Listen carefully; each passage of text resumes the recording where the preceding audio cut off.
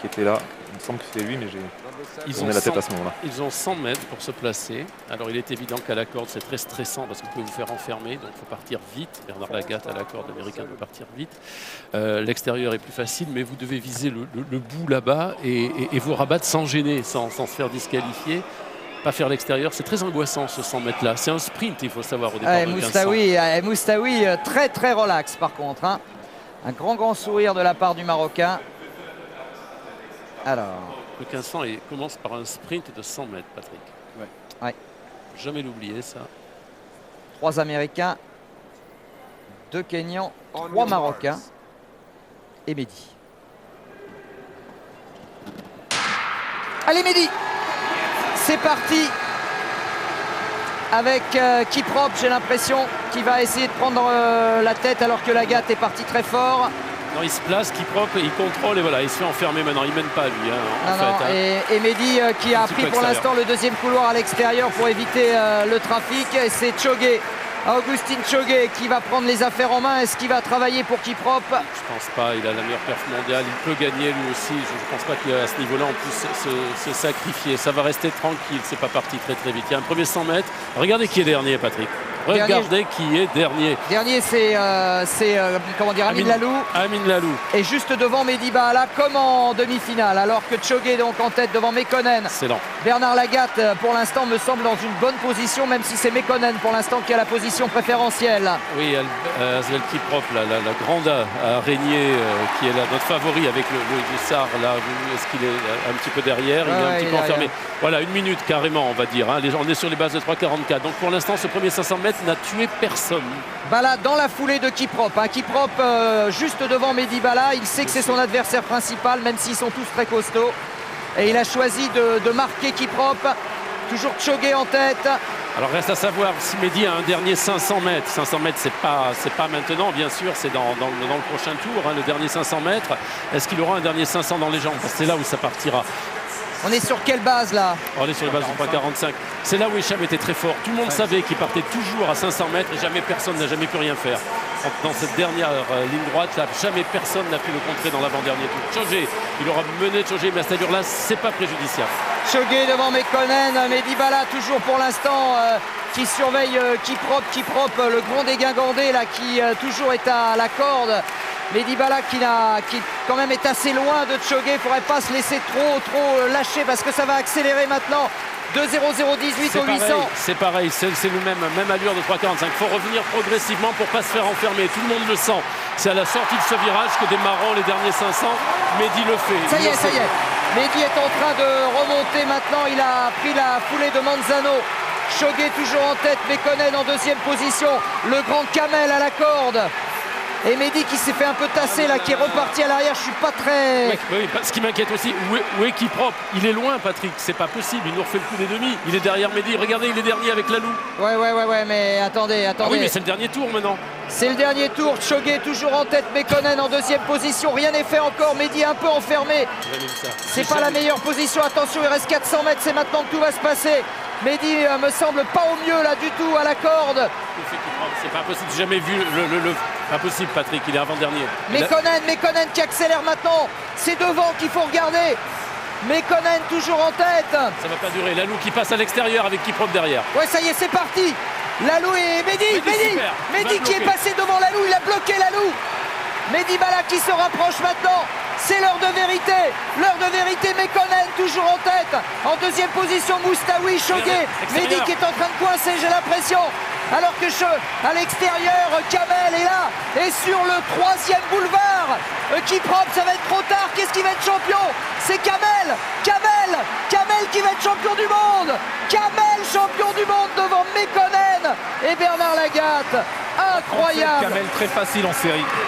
3,37 très facile. Je vais vous dire, courir aussi mal, c'est pas possible.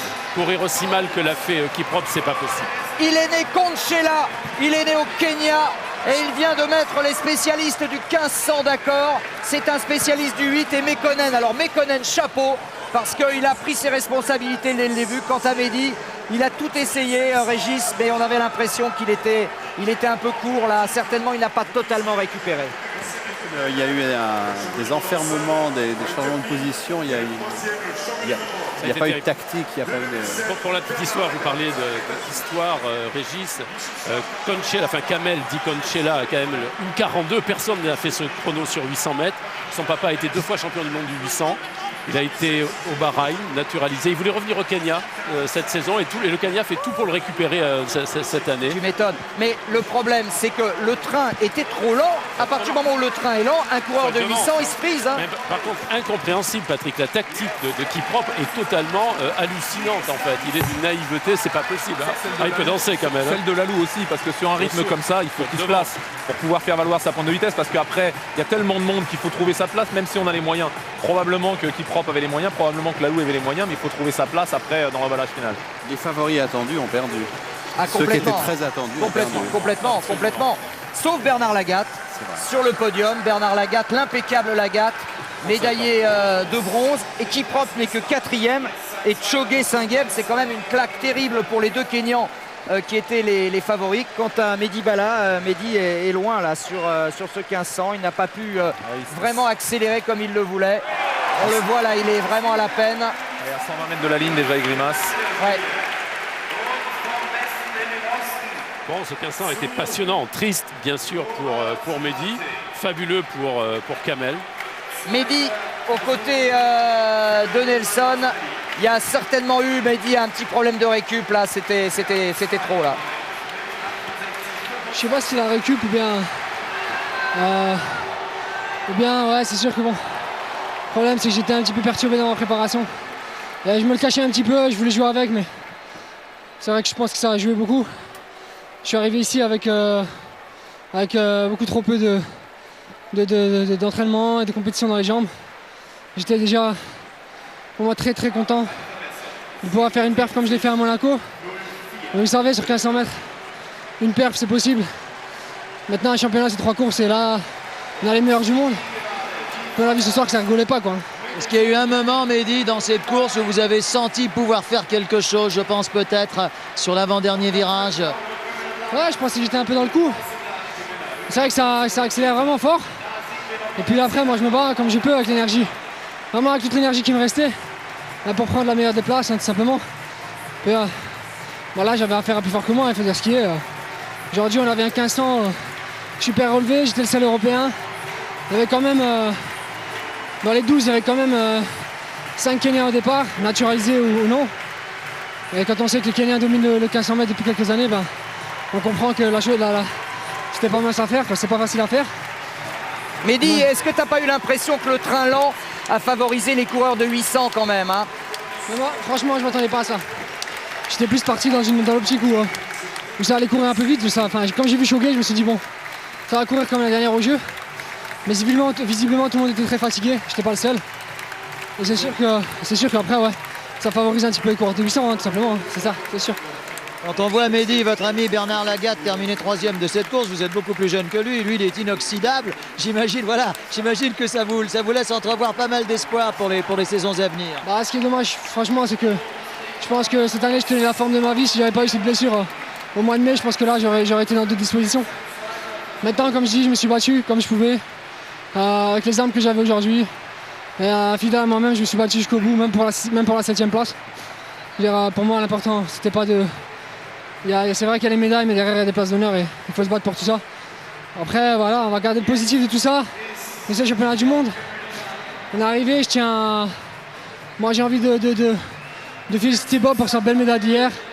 Moi, comme je disais, des médailles, j'en ai gagné. Et vous en aurez encore. Encore une de bronze déjà, une de bronze, la médaille olympique voilà, qui va récupérer. Hein. J'espère en gagner d'autres. Mais c'est sûr que je pense que cette médaille de bronze olympique va me faire beaucoup de bien pour la suite. Et là, on assiste à un renouveau du 1500 mètres, qu'est-ce que vous voulez hein. Moi, j'ai 31 ans, je fais figure de vieillard avec Lagat là, dans le peloton là. Mais Lagat, il dit qu'il a 1 an de moins chaque année. Alors, je ne sais pas si c'est votre cas, mais à côté de Lagat, vous êtes encore un jeuneau, un jeune homme. Ouais, moi, il va falloir que je gère maintenant ma carrière tranquillement. J'ai un gros objectif l'année prochaine à Barcelone, c'est d'essayer de conquérir un 3e titre continental, ce qui s'est jamais vu. Donc, de suite, hein, bien sûr. Et voilà, il faut que je reste mobilisé, il ne faut pas que cette course-là me fasse abandonner toutes mes illusions, parce que c'est vrai qu'aujourd'hui, Sûrement pas, Mehdi, sûrement Nelson, pas. Nelson, juste Oui, Régis Varnier, notre invité, voudrait très bien. juste une remarque. Le réalisateur Régis Varnier souhaite vous adresser quelques mots. Non, Mehdi, je voulais juste vous dire, moi je suis très, très bluffé par le courage avec lequel vous vous exprimez. Je veux dire, je suis très ému de vos propos. Voilà, je suis très triste avec vous et pour vous, mais Barcelone l'année prochaine, c'est un bel objectif. Ouais, on sera là. Je pense qu'il faut vivre avec des objectifs. Faut pas laisser tomber, faut pas que dans la tête on laisse filer. C'est vrai qu'on vit des moments très difficiles. Moi cette année j'en ai vécu des vraiment difficiles. Je pense qu'au niveau de l'influx, j'ai jamais été aussi stressé, aussi mobilisé. Donc j'ai dû gérer avec ce que j'avais, avec la force, avec le courage que j'ai eu, de ne pas avoir ma famille pendant plus de 2 mois, de me battre pour ce que j'aimais faire. Et puis aujourd'hui j'arrive là, je suis 7ème. Franchement quand je suis arrivé je pensais même pas aller en finale. Donc, Et on sent dans vos propos qu'il y a encore beaucoup d'espoir en vous et ça nous fait très très plaisir. Mehdi. Il y aura plein d'autres rendez-vous et des jours meilleurs. Ouais, en tout cas merci à vous, merci à tous les gens qui se mobilisent pour moi. Merci à tous les gens qui croient en moi, merci à vous, à France 2, à France 3. Et félicitations encore à Bob parce que bon, une médaille de bronze dans un grand championnat pour lui, on l'attendait depuis longtemps. Et il le mérite. Et il le mérite énormément, je pense qu'il faut le souligner. Alors on l'a souligné, ne fais pas de soucis. On l'a souligné. Salut Mehdi. Bon courage Mehdi. Rendez-vous à Montjuic, à Barcelone, l'année prochaine. Pour le triplé. Et vous voyez que Amine Lalou n'est que 10e. Lui et Guider 11e, les Marocains également qui ont souffert sur ce 1500 mètres. Merci Régis. Merci à vous. Non mais bon, dommage, mais quel courage quand même. Alors, la 7e place de Mehdi ne doit pas non plus occulter toutes les bonnes nouvelles de la journée. Avec une revue de détail de ces bonnes nouvelles, Stéphane. Allons-y. Avec peut-être commencer par Leslie John d'ailleurs, je ne sais pas.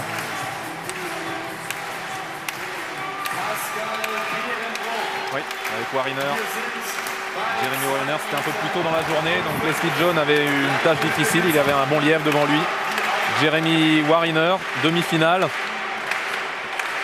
Et il s'en tire pas mal, Wariner part devant, mais c'est normal. Il a un rythme plus élevé, un potentiel sur 200 mètres actuellement supérieur à celui de Leslie John. Leslie John, lui, fait sa course. Il fallait qu'il surveille aussi Gillick, l'Irlandais, qui a couru 44,77. Au couloir 6, il fallait aussi qu'il surveille bien sûr Miller, qui était dans sa série 45,00, qui a battu son record. Il sort avec eux, il est là au contact, il sait que Wariner est devant, c'est normal. Mais par contre, la petite surprise, elle vient de la droite au couloir 8. Le petit coup d'œil manque pour regarder jusqu'au couloir 8 et c'est Bingham, le Britannique, qui le passe pour la 2e place directement qualificative, qui abaisse son record, qui le passe de 45,03 à 44,74. Et Leslie lui réalise 44,80. Donc on se dit à ce moment qu'il faut attendre les 2 autres demi-finales qui suivent pour savoir ce qu'il en est, pour savoir s'il est qualifié au temps, puisqu'il y a 2 places de qualifié au temps. Et ça suffira, il sera le meilleur qualifié au temps d'ailleurs. Donc une place en finale, mais malheureusement on sait un couloir 1 qui va rendre les choses un peu plus compliquées encore, comme s'il avait besoin de ça, compte tenu de la densité observée sur ses limites. C'est vrai qu'il aurait pu tomber sur le couloir numéro 8. Il y en a un par contre qui a touché le gros lot vraiment et qui le mérite. Et c'est toute la Martinique qui sera derrière David Allert, qui s'est qualifié, Stéphane, pour la finale du 200. Ça, c'est une divine surprise. Oui, c'est une divine surprise et Alexandre le rappelait, ils ne sont pas si nombreux les Français à avoir goûté aux joies de la finale mondiale. Gilles Kenervé, Jean-Charles 3 balles, et maintenant il y aura David Allert aussi. On croit qu'il est un petit peu distancé ici, là, il sort un peu bizarrement de son virage et puis finalement on voit qu'il y a de la place pour aller chercher cette 4e place devant Sorillo et Brendan Christian et Hering, l'Allemand à l'extérieur, qui vient prendre la 5e place. Et Usain Bolt qui lui avec sa décontraction habituelle ne s'est vraiment pas employé. Hein. Oui, on n'en a pas parlé parce que non, c'est vrai, parce qu'on était avec David. Hein. Pour lui, voilà, c'est un peu une formalité. Pour David, c'était moins évident. Et regardez pour Usain Bolt maintenant au ralenti. C'est pas bien compliqué de faire 20,08 quand on a ce talent. Edward, le Panaméen qui s'est révélé cette année. Et puis Sean Crawford, un 10e devant David Allert. 20,35 pour Sean Crawford et 20,45 pour David Allert. David Allert de la saison. Ouais, il n'aura rien à perdre en finale, ce sera évidemment très dur, mais sait-on jamais, Gilles Kenervé, venu de nulle part, a bien pris la médaille d'argent à Rome en 87. Alexandre, Michael Anani qui a été brillant aujourd'hui. Et encore plus tôt dans la journée. Ah oui, et pourtant on a eu peur hein, quand il avait échoué par 2 fois à 2,24 m. L'universitaire américain, le français qui s'entraîne à El Paso, à 2,30 m, dernier essai. Et boum, badaboum, ça passe. Regardez, il est content parce qu'il a eu une saison difficile et là, il se qualifie directement avec quand même une énorme surprise alors que l'on revoit. Ah, puis il est bien, il touche pas la barre, il est tout près de son record de la saison. Et la grosse surprise, je vous le disais, c'est Donald Thomas, le Bahaméen, champion du monde en titre, qui a été sorti avec un bond à 2,27 m. Et en tout cas, avec ce sourire-là, quand on n'a rien à perdre pour la finale, eh bien, aujourd'hui, c'est grand sourire côté français, grand bleu dans le ciel. Et vous voyez Mélina Robert-Michon qui avait été un petit peu blessée. Elle était finaliste, elle aussi, à Pékin l'an dernier. Et regardez, deuxième essai, il faut lancer au-delà des 21,50 m et à l'arrivée 61,50 m. 61,50 m. Et bien